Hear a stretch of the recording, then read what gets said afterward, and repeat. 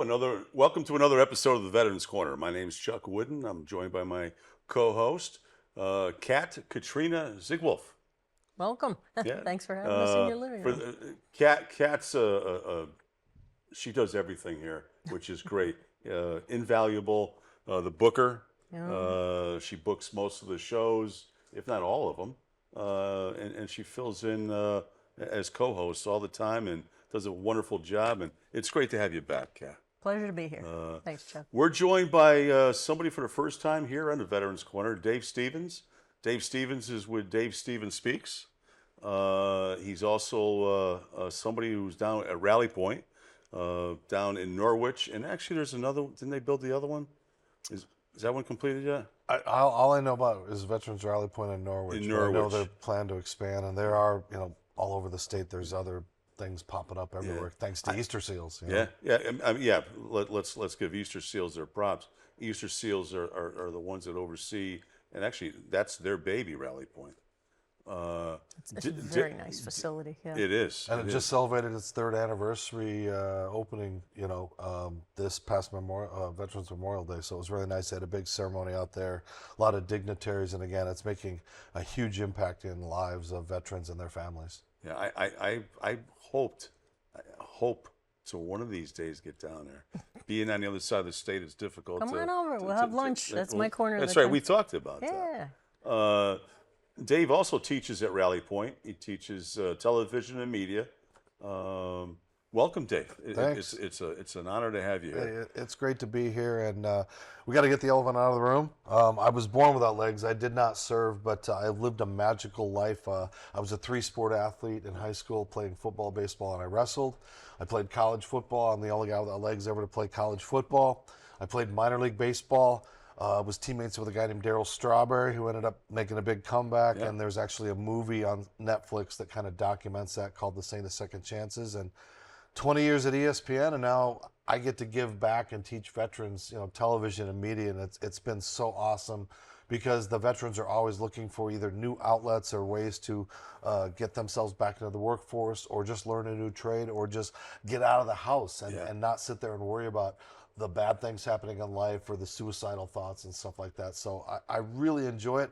I've got to work with Kat. She's been a part of the classes, and with her experience, she could teach a lot of the parts that we're doing, but to have her involved and being a mentor to some of the other students, it's been really neat.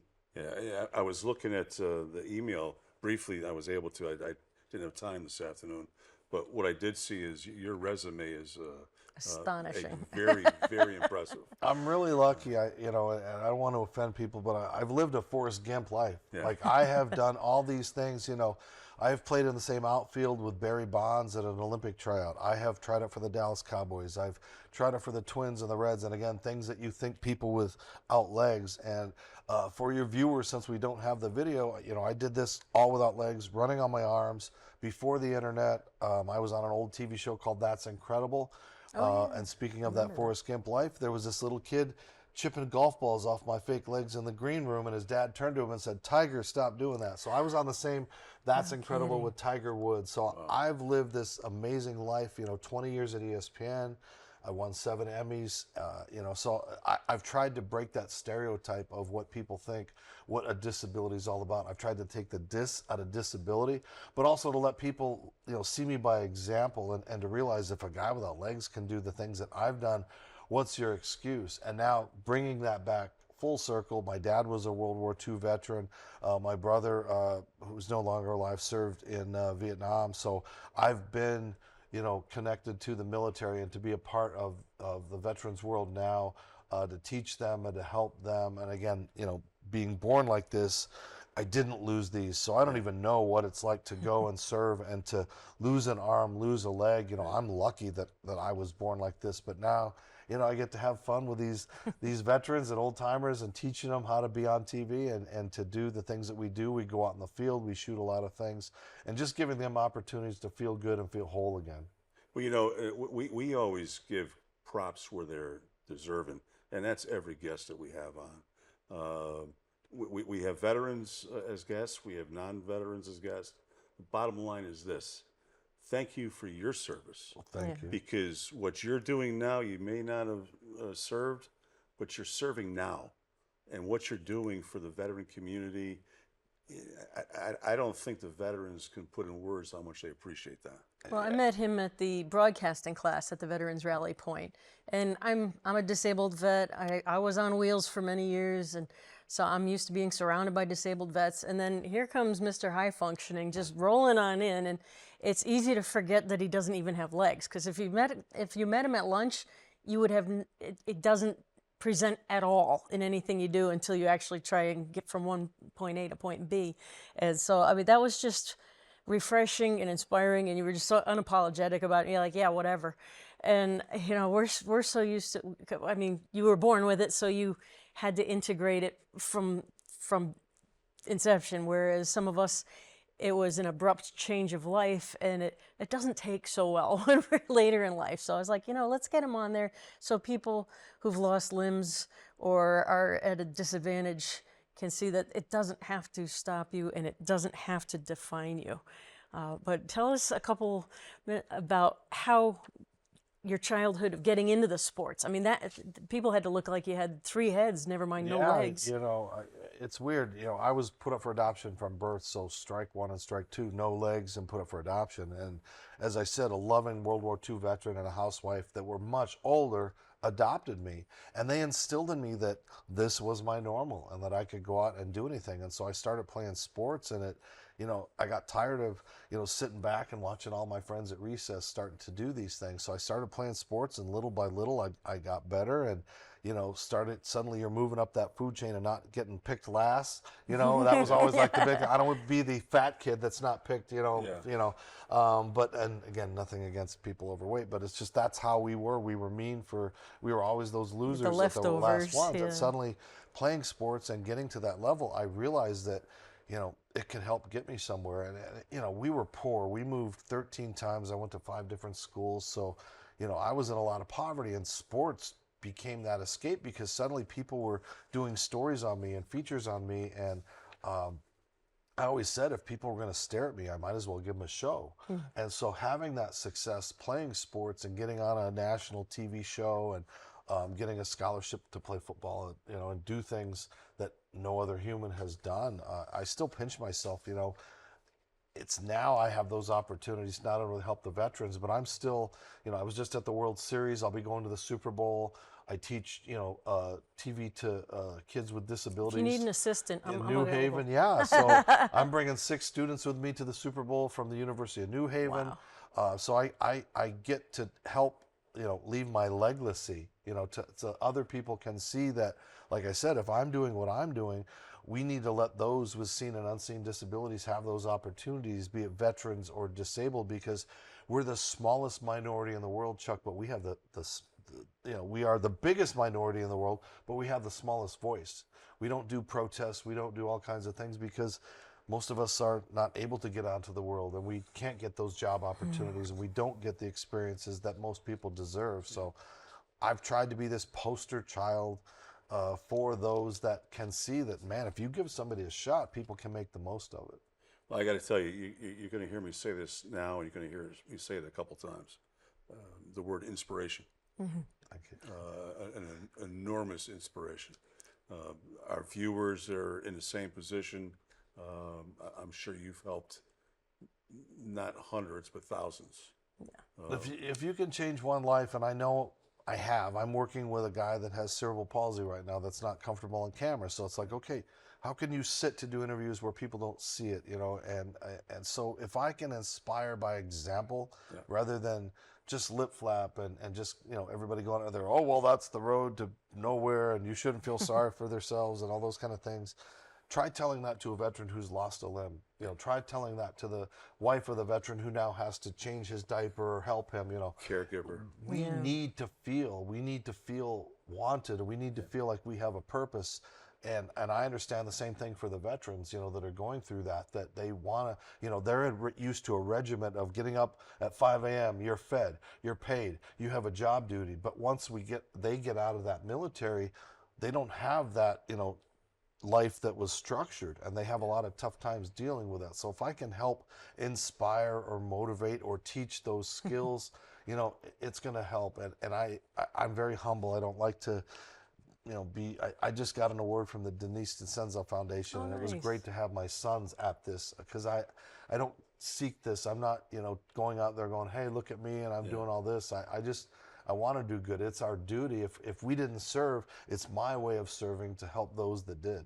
Yeah. Well, it's once again inspirational. Now, I guess my turn.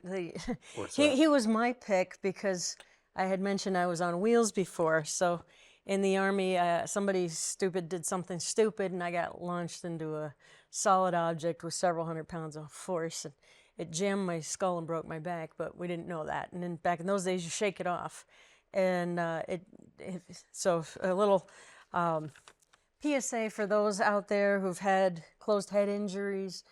These are not fused. They are joints to allow movement. So if you have your egg checked, and I'm not a medical person, so this is invitational purposes only, but look into traumatic Chiari and look up craniosacral to fix it. I'm walking and talking now. But it took years for the adrenal exhaustion to take over because I was getting worse every day. And usually use it or lose it.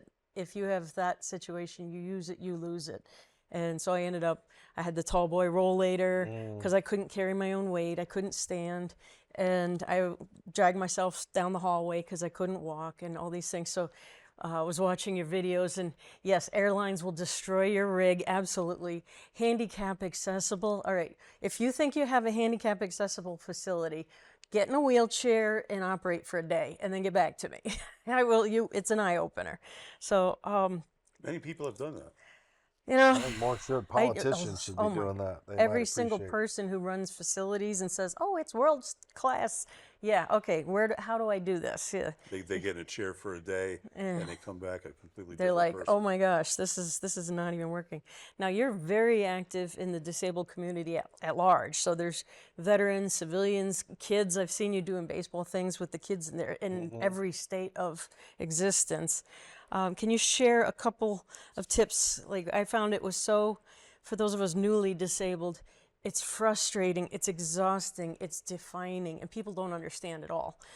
They look at you and like you look fine. So, but what tips can you for getting and staying functional and positive? Like those are some good experiences. I think part of the biggest might not be for those with that disability, but for the parents. Because a lot of times parents, if they have a child with a disability or a wife or a spouse, they have that loved one with a disability. Disabled, They want to protect them. They don't want them getting out there into the real world. And I think it's important because the real world is about failure. And if you don't learn those failures, I had to crawl before I could learn to crawl. And I had to get up on crutches and learn how to walk and fall and all those kind of things. But my parents never held me back. They told me that, look, life is going to be cruel, but if you want to succeed, you've got to go out and give a bigger effort than the others because you have a lot less to work with. And so all during my life, I didn't want people to look at me like, oh, he's in television, they felt sorry for him, or oh, he was on the baseball or football team because they felt sorry for him. And I think it's, everybody should, if they have that ability to go out and do as much as possible as you can do. And for me in sports, as we talked about, those successes led to my life becoming who I am. They define me, and help me to achieve the goals. When I was little, I wanted to be on TV and I wanted to play professional baseball. Now, to have those goals as a normal person, those are That's legitimate. pretty reach. To have even those there. goals and you don't have legs? Yeah. Are you freaking kidding me? Like, how realistic is that? So I feel really lucky that I did that. And I'm not a hero. I'm not an inspiration. I'm just like Charles Barkley. I'm just a dude that went out there and loved sports and turned it into the passion that catapulted me. Now, when you get disheartened, there's days where just everything goes wrong. oh yeah. So how do you keep yourself from just it's tough. imploding? It's tough.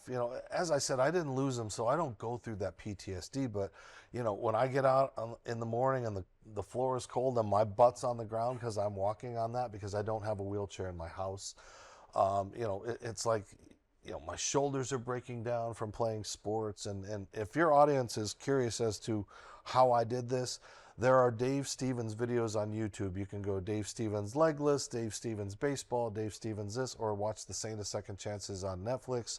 But it's tough to describe. What does a potato taste like? How does a guy without legs play sports? But to your point, when I'm down now, my motivation is I have 3 sons. I have a 20-year-old, an 18-year-old, and a 16-year-old. And I tried to give them that normal life as a parent. When you have a disability, you don't want people staring at you. You worry about the safety of your kids. It must have been challenging. It is. To hold a get your kid and then kids you're out like, of the well, now I have bassinet to and stay. putting them in the car seat and doing all those things. You can't walk and carry And in those them. days, I'm pushing, I'm on fake legs and crutches pushing a stroller with 2 kids. Now, I'm in a wheelchair now, but in those days, those are the challenges that you want to give a kid a normal life, and you're not normal. Now, I say I'm normal, but obviously I do have restrictions. I'm not, if they were to run in the street, could I, run after them really fast? So find something it's else to keep on a focus leash, on, pull them back. But, I'm so blessed that my sons turned out. They all played baseball. They all were healthy, legs, all that good stuff that, when they came out, and I'm like, yay, they got legs, because it's like you would not want to wish this on anyone. Nobody would wish this on it, but Chuck, I can honestly say I'm glad I was born this way. I don't want to be any other way. I overcame a lot. I'm almost like this legless Jackie Robinson as far as I got to play sports, and I did it in a time when there wasn't the internet. Otherwise, we'd be in a Hollywood studio talking about the life story that we were going to watch. It's one of those things. But I've lived a great life. I pinch myself that I still am living the dream and making that impact. No, Nice, real fantastic. And now you're giving veterans a means to speak, to capture their own stories. I love it. We're getting 96-year-old veterans to talk about their experiences yeah. in Vietnam. Tom, spoke, and we just did a road show this past weekend at Vets Rock, and it's neat to see these. How would I phrase it? Older or seasoned people that are in their 70s that you got a microphone for the first time, and you're like trying to coach them and teach them, and then by the 3rd or 4th show, they're like, Mary on the mic and having a good time and stuff. So, if you want to see what we've done, it's all out there at Veterans Rally Point. We're doing some good stuff. Now we're talking about everything you've done here. Then you got into media. Can you tell the viewers a little bit about that? Yeah, I started in radio in my hometown in Wickenburg in 1983. And then when I was on That's Incredible, an owner of a TV station said, we want you to get your start in television. So I ended up going to Minnesota and having an internship at age 17 in Minnesota around the Minnesota Twins and professional people and learning those aspects. And it just took over, and it was very natural for me. I wanted to be on air. I wanted to have, be seen from the waist up and be respected that way. And so little by little, I got a good reputation. And then in 1995, ESPN called and said, would you like to come to Connecticut and work at the Worldwide Leader? And I was like, how quickly can I get here? And so I got here in 20 years, it was a wonderful experience. I got to be a part of some amazing things at that place. I can't say anything bad about, even though in 2015, they let 500 of us go. I remember that. But they always said, oh, Dave, you've got no legs. You've got the golden ticket. You'll never get fired. And I'm here to tell you, it doesn't matter, which is almost a compliment. It wasn't like they felt sorry for me and kept me, just like everybody else. You're not special. We're all out. I'm trying to reinvent myself. And that's when a few years ago after that, I started becoming a full-time motivational speaker so I could tell my story and talk in schools and colleges and businesses. And that's the Dave Stevens Speaks. Dave Stevens Speaks. And I started a podcast that got picked up, nationally and has a lot of celebrities and people on it that, much like this, we talk about. And we'll put that on the and bottom. stuff. Was it DaveStevensSpeaks.com? It's Geary Stein and Stevens is the podcast if people would like to see that. It's on Roku and YouTube and Facebook and Instagram and everything. And we're on Your Home TV, which is owned by Kathy Ireland. So that's kind of a cool thing. And, like I said, help our veterans shows get to be on there. And so, who gets to have a better life than me? I'm 58 and I'm still out there and having fun, Chuck, and being on a great show and helping veterans. Yeah, I tell you, it's great to have you here. We got about 5 minutes left. Yeah, so what's next? I mean, I know you're working with the veterans, and we're trying to get the wheels on the wagon there, and that's kind of coming along pretty nicely, I think. Well, without a bunch of shameless plugs, I'm on the board of Easter Seals. I'm also working with a charity called Runway of Dreams, which is adaptive clothing for people with disabilities. So it's like it has shirts that are buttoned down that are not buttons. They're either Velcro or magnets. And all kinds of people, if you have a catheter, they've got pants that are adaptive for you. And it really is, it's wonderful. So Runway of Dreams is... I saw that suit jackets that don't get caught in the wheels. Yeah, it's all kinds of cool stuff that people, again, don't think about. We live in your world and you don't live in ours. And so it's nice that somebody's taken the initiative to worry about fashion. It sounds like an event we should hold. Oh, have it's people great. in wheelchairs that aren't disabled, so that, and we'll have some good laughs over just things like getting you in the door. The doorstop was in the way. When I had my walker, I went into the vestibule of the ladies' room, and the door shut behind me, and there was a trash can there, and I couldn't get in and I couldn't get out, and things that most people don't stumble across in a day. But well, to your point, I travel so much because I also am the TV host and the social media person for something called the Abilities Expo, which is a trade show that shows all of the latest equipment, gadgets, medical things to enhance lives, booths for veterans also to learn about things. And we travel around. This will be my 8th one of the year. It's a 3-day event. It's like think of it as a boat show or a jacuzzi show or something like that, but it's got really neat stuff. And I get to see electric wheelchairs and the wheelchairs that lift people up, that like they're and the robots segways and the off-roading all kinds of cool stuff. And again, me being able to tell those stories, and they get to see the stuff by somebody who is one of them. Yeah. A lot of times it's not one of us. It's an in intern. movies. In movies, people with disabilities aren't played by people with disabilities. So Yes. it's nice that they're not too shocked to see a guy without legs being their face of that. I think we should do an episode of what it's like traveling without legs, Oh, because my there's a gosh. lot of people that they don't even know how to get started. Yeah. And I can imagine what a nightmare it is. That's another charity that I work with called All Wheels Up, where they're trying to get electric wheelchairs to have assigned spaces on airplanes so they don't have to go through the embarrassment of getting transferred or dropped or all those things. And a lot of veterans that are hurt, that are in those kind of wheelchairs, Can't get out. they can't transfer. So it's another thing that, like I said, everybody uses me, but in a good way. And it's a great thing if it's making a difference. Let's touch real fast on what is Dave Stevens Speaks? It's if you were to Google Dave Stevens Speaks, it's a way to connect me to come to your school, come to your business, just talk about my life, show a video. And again, it's custom made because it depends if it's a job or if it's little kids. The story is different. For little kids, it's trying to teach them that it's okay to be different. It's okay to look at, because people don't understand little kids that get picked on and bullied and things like that, because I've been through all of that. And then if it's at a business, how do you manage somebody with a disability? How do you work with somebody if they have something that you're not comfortable with? So like I said, I've been all over. I was the first disabled employee at ESPN, so those managers had to deal with those kind of things. And it was the same in sports.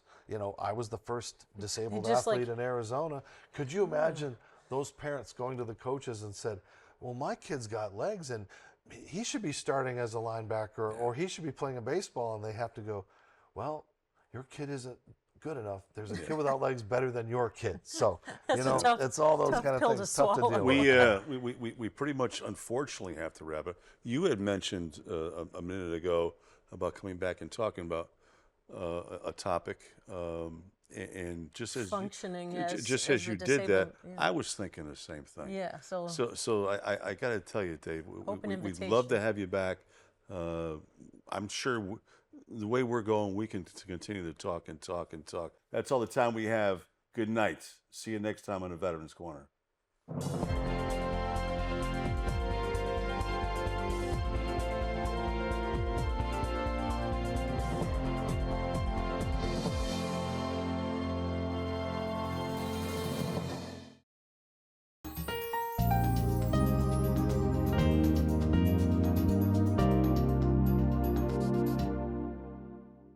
Nick Augustino right here at the East Side Restaurant. We always have the complete full dinner menu. Knockwurst, bratwurst, sauerbraten, potato pancakes, red cabbage, rice pudding, cream pies, all the desserts that Germany had to offer.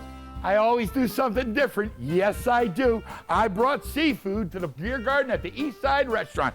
East Side Restaurant, your German destination restaurant in Connecticut. Tiki-taka, hoy, hoy, hoy!